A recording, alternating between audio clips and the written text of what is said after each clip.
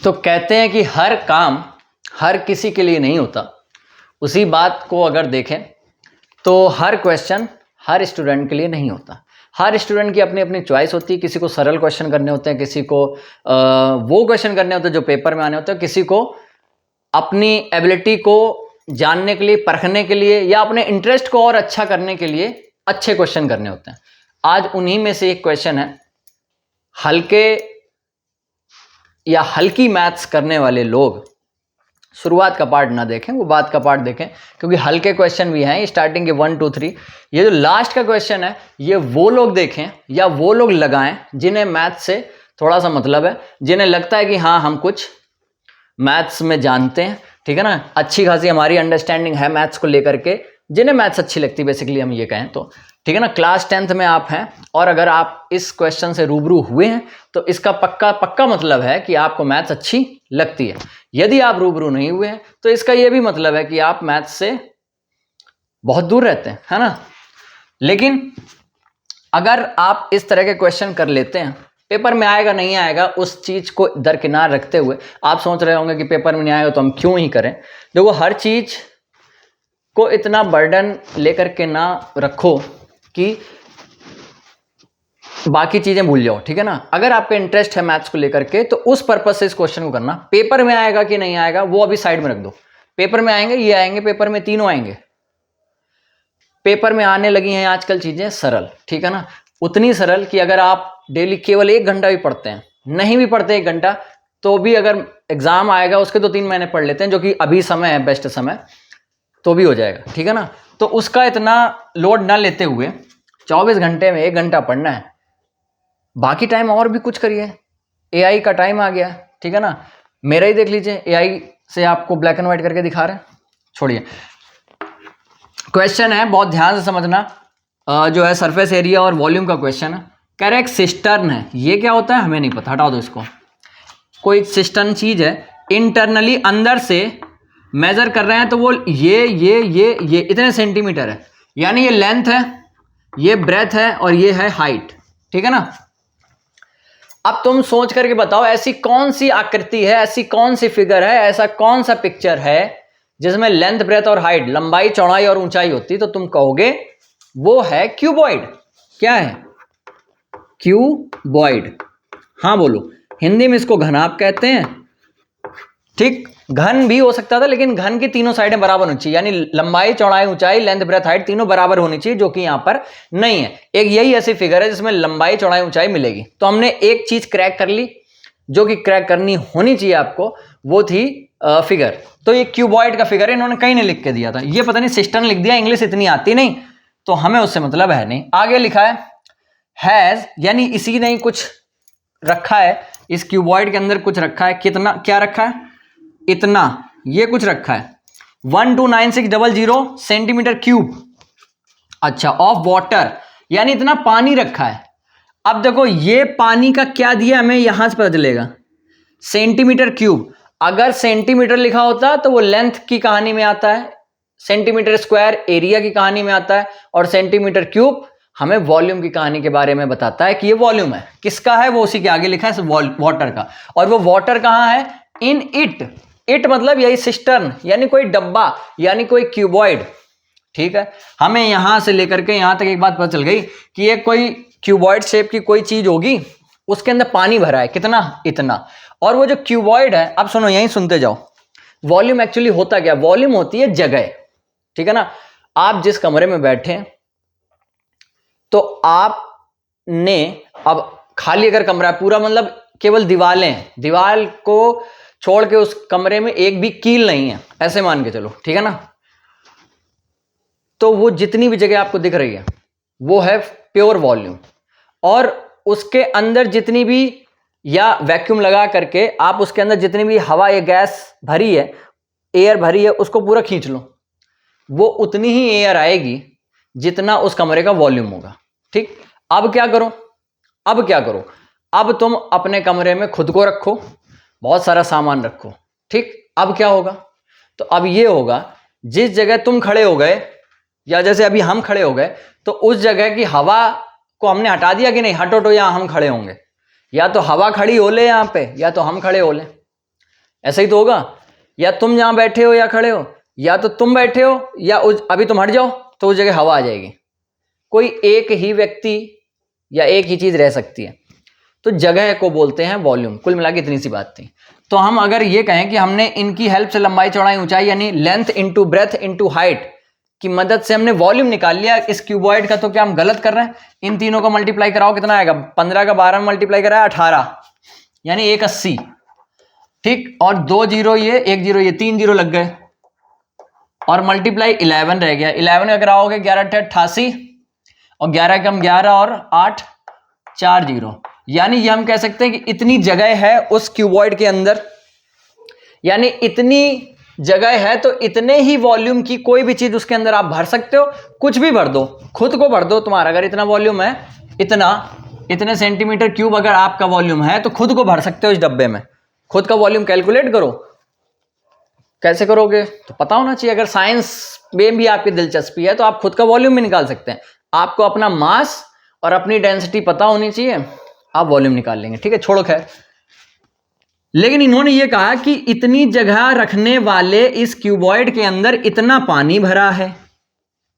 तो तुमने मैच करना शुरू कर दिया कि जगह है इतनी, पानी भरा इतना, ये तो बहुत कम पानी भरा। भाई ये कितना होगा?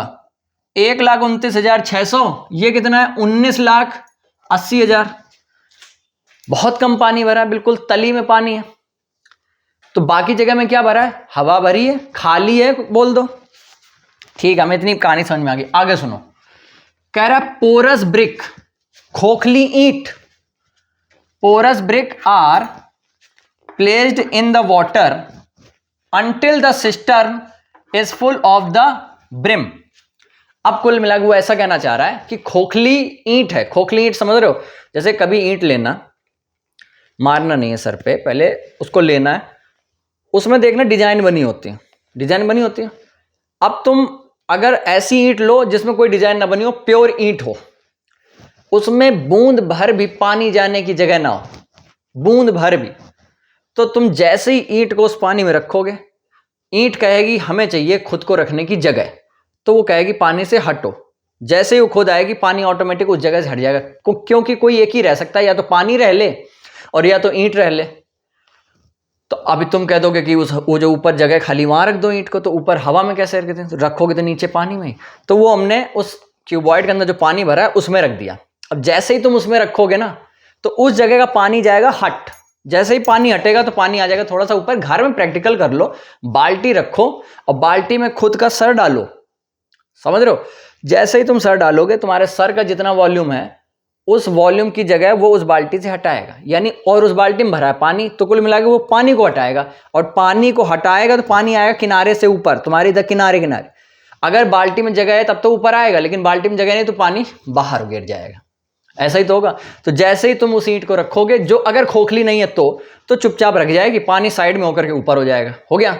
लेकिन हुआ ये कि वो खोखली बोल रहे हैं, पोरस, पोरस का मतलब खोखली, यानी उसमें डिजाइन दुनिया भर की बनी होगी और इतनी जगह की होगी कि वो पानी को भी थोड़ा बहुत अपने में रख ले, उतना पानी। अब तुम ये बताओ सोच के कि अगर उसमें डिजाइन ना बनी होती तब वो कितना पानी हटाता, और अगर डिजाइन बन गई है तब वो पानी कितना हटा रहा है? कितना एग्जैक्ट ना बताओ, कम ज्यादा बताओ।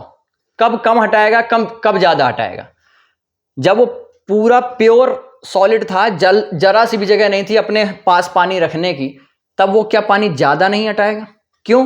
क्योंकि जब वो खोखला होगा तो पानी से कहेगा मेरे ऊपर ही रह लो, क्योंकि मेरी ये इतनी जगह खाली है। तुम ऐसा करके देख सकते हो, मग या मग्गे को बाल्टी में जैसे ही डालोगे, जब तक मग्गा आपने ऐसे उल्टा डाल रखा, सीधे ही डाल रखा है, जैसे ले जाओगे, अभी तक पानी को पता नहीं है कि मग्गा अंदर से खाली है, तब तक तो वो पानी किनारे से ऊपर उठेगा, और जैसे ही उसको पता चल जाएगा, झांकेगा अरे ये तो खाली है, तुरंत उसके अंदर आ जाएगा और तुरंत वापस से वाटर लेवल नीचे हो जाएगा। ऐसा है कि नहीं है? जो पहले वाटर लेवल मतलब अपनी जगह को हटा करके किनारे से उठ रहा था, पानी ऊपर आ रहा था, अब जैसे ही उसने देख लिया अरे इसमें तो जगह खाली, चलो इसी में रह लेते हैं, तो वापस जो पानी एक्स्ट्रा था उसमें रह गया, तो वापस फिर नीचे हो गया। समझे?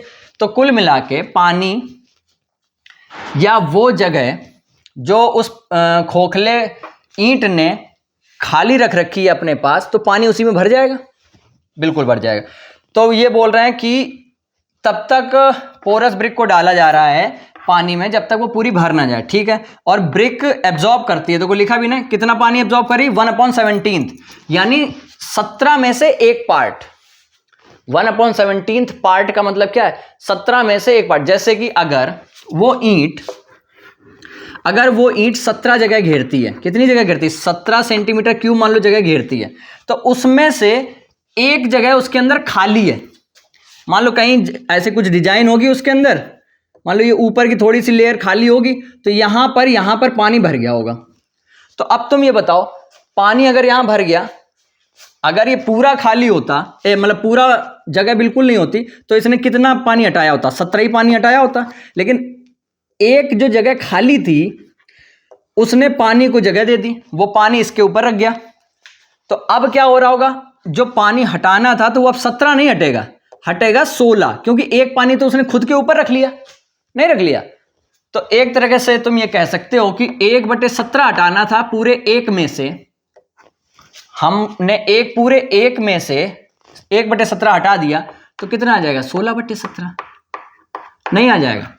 यानी हम ये कह सकते हैं कि अब जो वो जगह घेर रही है, कौन, ईंट, वो कितनी जगह घेर रही है, इतनी जगह, इतना part of the own volume, ठीक है ना, अपने पूरे वॉल्यूम का, उसका खुद का वॉल्यूम कितना है। बस इतनी बात थी समझने की, बाकी तो सब कहानी है, बाकी तो सब मोह माया है। ये 198 4 टाइम 0 लिख लेंगे, ठीक है ना, ये हम लोग लिख लेंगे कितना, 198 1 2 3 4, इतनी तो टोटल जगह है। और अच्छा इस पर आ जाते हैं, हाँ कितना, 16/17, इतना किसका, खुद के वॉल्यूम का। खुद का वॉल्यूम कितना है, ये है, length into breadth into height, यानी 22.5 मल्टीप्लाई 7.5 मल्टीप्लाई और 6.5, ये आया, ये वो जगह आई, वो वॉल्यूम आया जो एक ईंट का है, ठीक है ना। पूरा क्यों नहीं है, या हम कहें ये क्यों नहीं है, ये इतना तब होता जब वो खोखली नहीं होती, क्योंकि खोखली है तो अब वो इतना बचा, समझ रहे हो। जब वो या तुम इसको ऐसे भी कर सकते थे, देखो भाई ये दोबारा लिखो ऐसे, 22.5 जो कि पूरा था इतना, तुम पूरा वॉल्यूम लिखते कि पूरी ईंट का वॉल्यूम, उसमें से उस जगह का वॉल्यूम हटा दो जिसमें पानी आएगा, तो तुम 1/17 हटाओगे, क्यों इतना बड़ा करना, इतना बड़ा क्यों करने की कोई जरूरत नहीं है। आपको ऐसे ही समझ में आना चाहिए कि 16/17 की बात हो रही है, यानी ये एक ईंट की जगह है, ये वो जगह है, ये वो वॉल्यूम है जो एक ईंट का है, एक खोखली ईंट का। यही ईंट तो पानी को हटाएगा, डिस्प्लेस करेगा। तो एक ईंट तो है नहीं, ईंट है मान लो कितनी, x। तो अब ये आ गया टोटल वो ईंटें जो हम रखते जा रहे हैं, पानी अपनी जगह को हटाता जा रहा है, और हमें उतनी ईंटें रखनी हैं जब तक क्या होगा, जब तक ये पूरी जगह भर ना जाए। लेकिन होगा क्या, ये इतना तो पहले से ही था, 129,600 पहले से पानी था, प्लस हमने ईंटें डाल दी x, और वो जगह घेर रही हैं टोटल इतनी,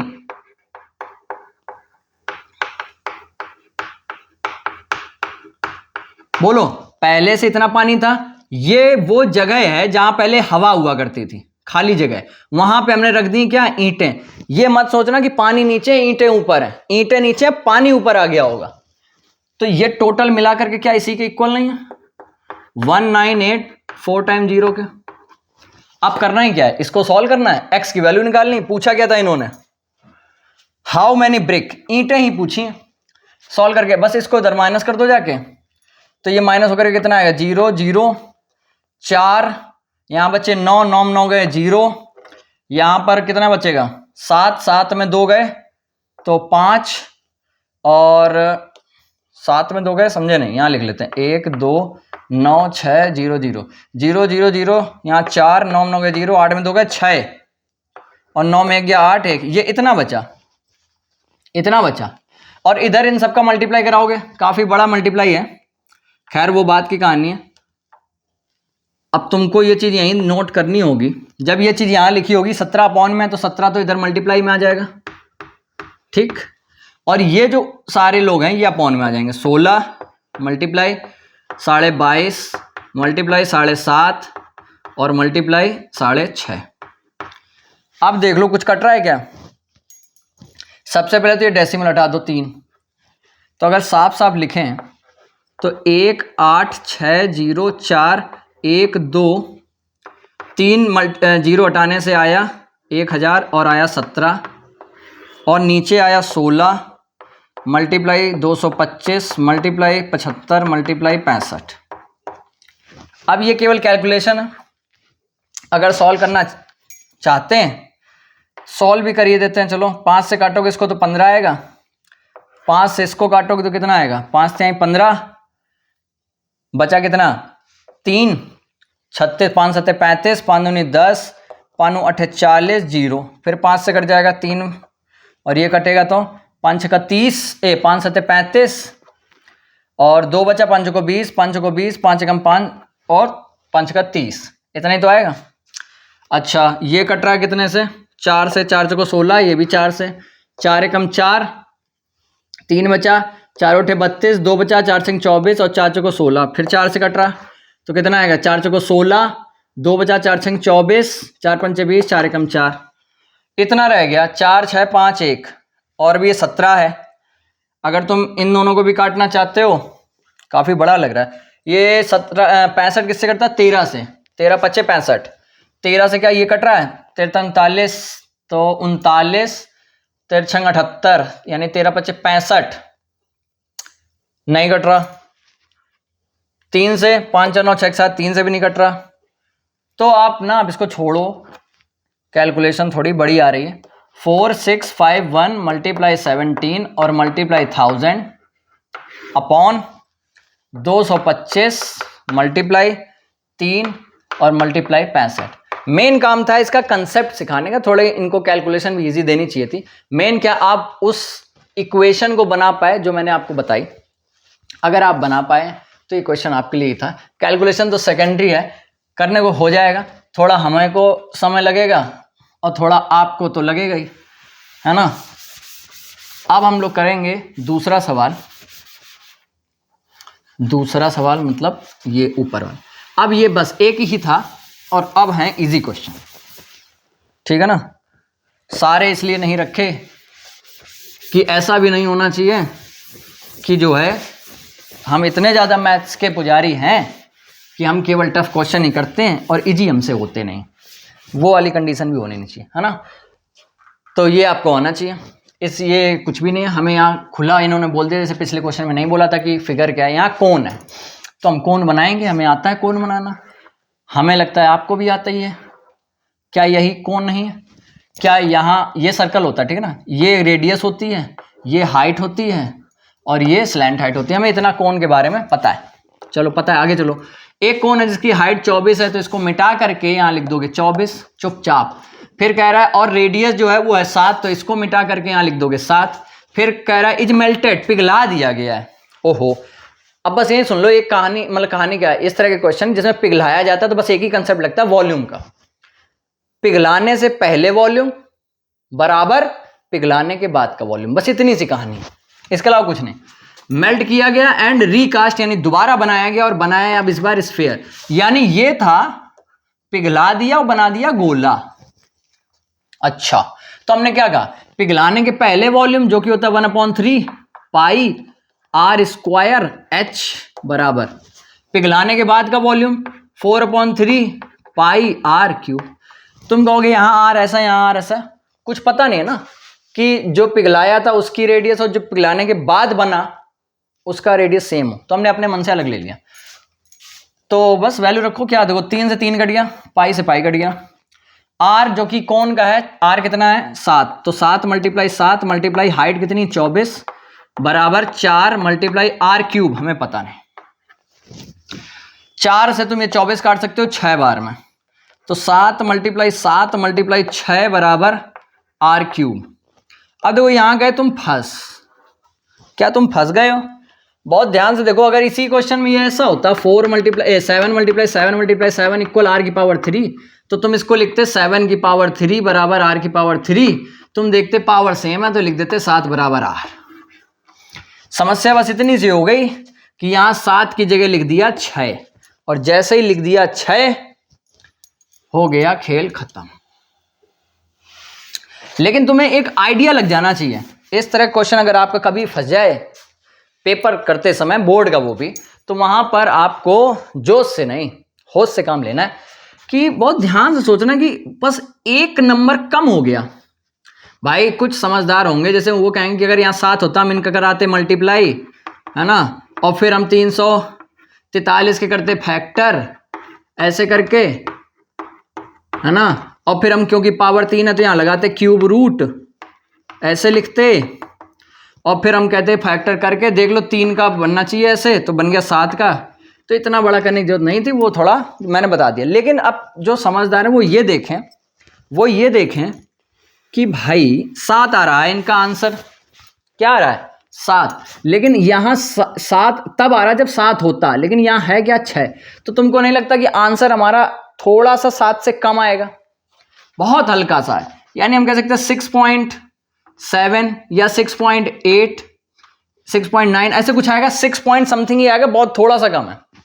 या तुम्हें तब भी नहीं अच्छा लग रहा है तो मल्टीप्लाई करा लो, 7 सत्ते 49 या 7 छंग 42 ये हो गए, इधर आर की पावर 3 है, इनका मल्टीप्लाई 7 दूनी 14 7 चौको 28 28 और 1 29।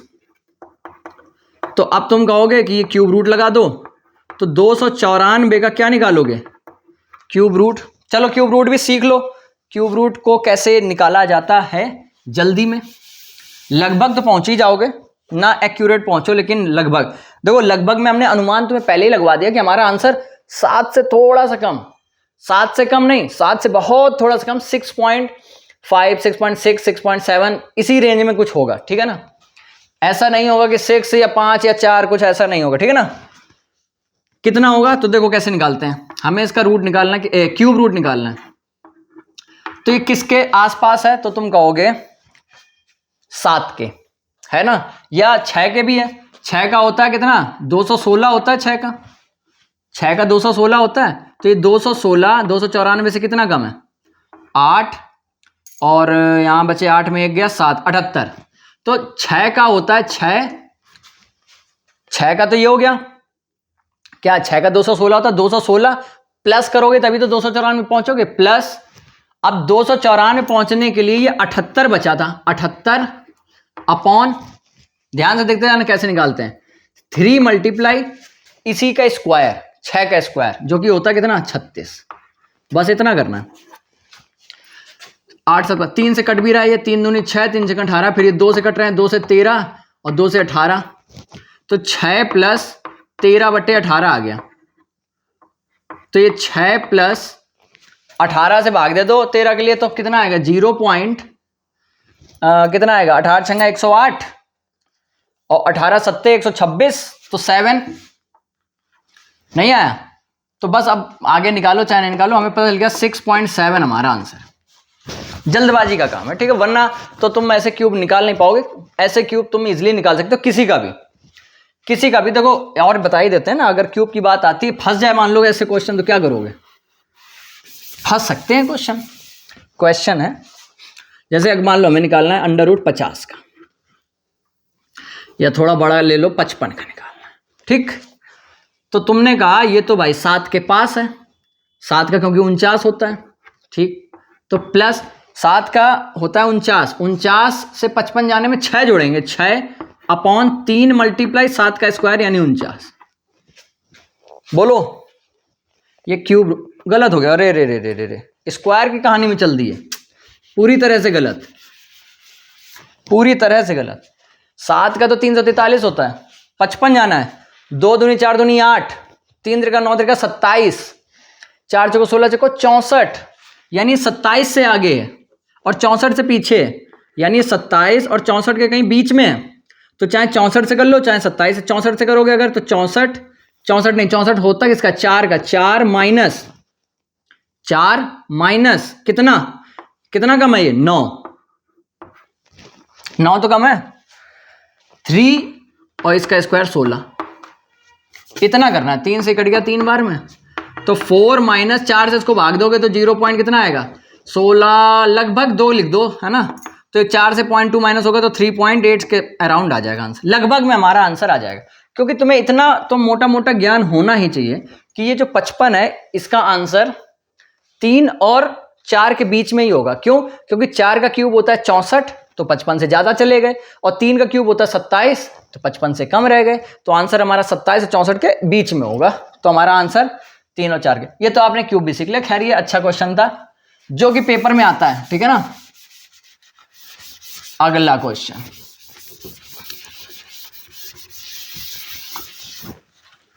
ये सारे क्वेश्चन पेपर, सारे नहीं, जो इसके पहले किया था वो तो खैर कम जो है हृदय, या जिनका हृदय गति बहुत तेज हो जाता है ऐसे सवालों को देखकर, वे ना करें, उनके लिए ही ये सवाल है।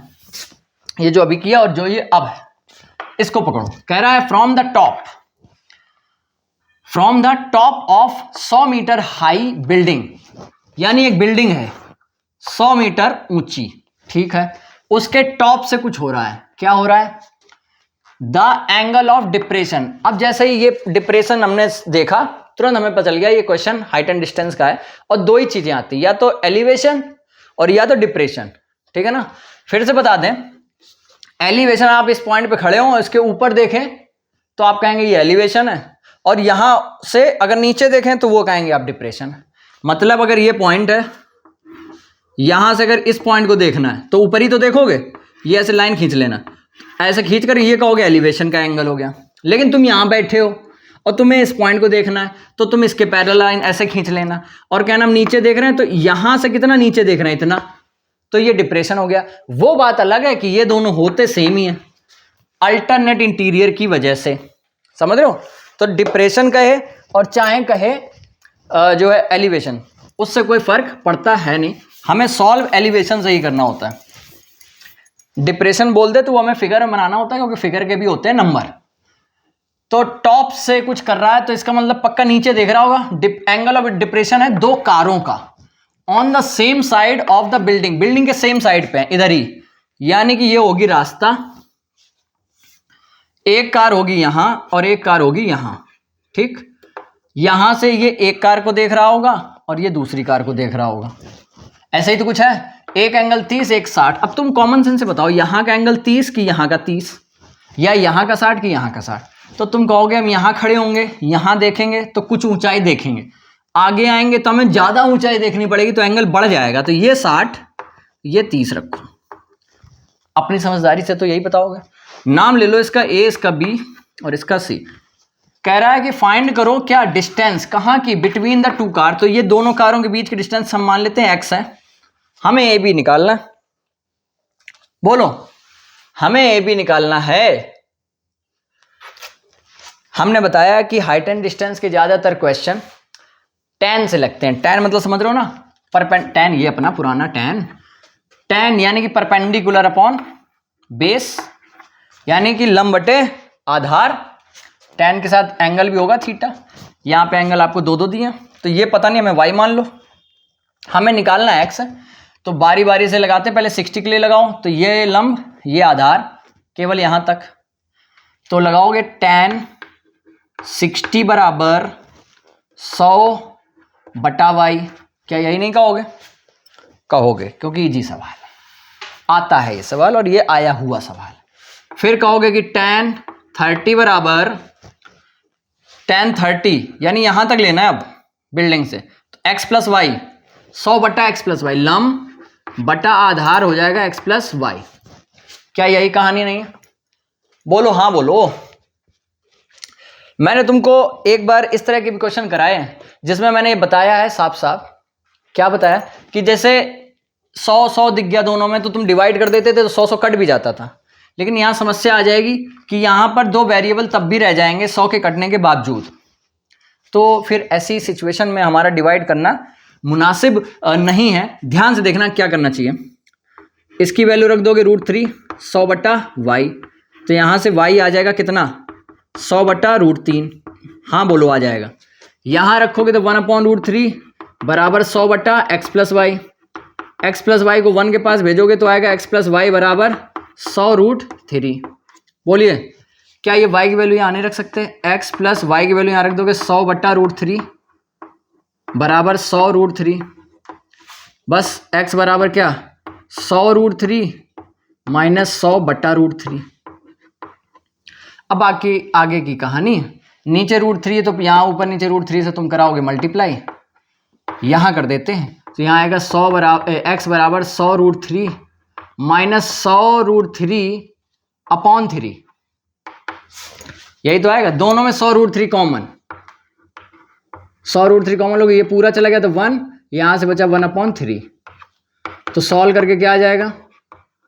ये आ जाएगा 2/3, यानी 200√3/3 है आंसर। दो ये डिवाइड अगर तुम्हारी मंशा है कि हमको डिवाइड करके ही करना है तो उसके लिए भी कोई समस्या ऐसी है नहीं, तुम डिवाइड करके भी कर सकते हो। देखना ये तुम्हारा ये ऐसी तो है, डिवाइड करके भी देख लेते हैं, हो सकता है आसान हो जाए। चलो देख लेते हैं। तुमने कहा कि 100 दोनों में ऊपर है, हम करेंगे डिवाइड, तो √3/1/√3। अब देखो इसके अपॉन में तो कुछ नहीं तो 1 और ये 1/√3, ठीक। यहां क्या 100/y और बटा 100/x प्लस वाई, ये 100 कटेगा, ये यहीं आएगा और ये लोग यहां आएंगे, तो ये √3 भी यहां आएगा, तो √3 का √3 से होगा तो 3/1 क्योंकि ये 1 के पास आएगा, बराबर ऊपर आ जाएगा x प्लस वाई बटा वाई, y को इधर भेजोगे तो 3y बराबर x प्लस वाई, y को इधर भेजोगे हो जाएगा 2y, तो 2y बराबर x, या हम कह सकते हैं y बराबर x बटा 2। क्या ये नहीं आ जाएगा? यहां रख दो, tan 60 की वैल्यू होती है √3 बराबर 100/y की जगह लिखोगे x/2, तो x/2, तो 2 जाएगा कहां? ऊपर। बोलो कुछ कम आ रहा है क्या? कुछ गड़बड़ तो किया नहीं हमने कि यहां कुछ गड़बड़ कर दिया? सही है ना? हाँ, तो ये x आएगा इधर और 200/√3। अब तुम कहोगे ये सेम तो नहीं लग रहा, लगेगा, ऊपर नीचे √3 से करा लो मल्टीप्लाई। अब तुम डिसाइड कर लो तुम्हें कौन सा इजी लगा। वैसे डिवाइड भी इजी था, कुछ नहीं करना, जैसे ही डिवाइड किया तुम्हारे पास ये इक्वेशन आ गई, y बराबर x/2। इजी था, डिवाइड वाला इजी था, ठीक है ना। अब हम वो क्वेश्चन करते हैं जो शायद आपने देखा तो हो और डायरेक्ट उसके बारे में जानते हो, उसको प्रूव भी करना होता है, ये तुम्हें आज पता चल रहा हो, शायद हो ऐसा। तो हाँ भाई, उसको भी प्रूव करना होता है। वो बात अलग है कि आपकी क्लास में उसके प्रूफ को इतना हवा नहीं बनाया हुआ है, बहुत ही नॉर्मल तरीके से बता दिया जाता है। हम भी बता देंगे, लेकिन क्योंकि आप मैथ्स के प्रेमी हैं तो जानकारी भी बताएंगे। ये इक्वल ये प्रूव करना है तो हम जानते हैं क्या, जैसे कराया जाता है वही बता देते हैं पहले एक लहर में कि ये बराबर, ये दुनिया जानती है। अगर आप क्लास 10th के स्टूडेंट हैं, ट्रिग्नोमेट्री को आपने टच किया है, सबसे पहले यही सिखाया जाता है, सीख लिया। हमें ये लाना है तो ध्यान से देखो, तीनों में cos स्क्वायर से कर दो भाग, भाग समझते हो तुम? भाग डिवाइड कहते हैं इंग्लिश में। Sine square theta upon cos square theta होता है tan स्क्वायर थीटा, प्लस जे गया कट बन गया 1 और 1/cos। क्या ये प्रूव करने के लिए खैर उन्होंने नहीं बोला होगा, जहां तक मेरी सोच कहती, हो गया प्रूफ, है ना। हम कुछ और बताना चाहते हैं। हम क्या बताना चाहते हैं? ये इतना रद्दी सा क्या मतलब है इसका? ये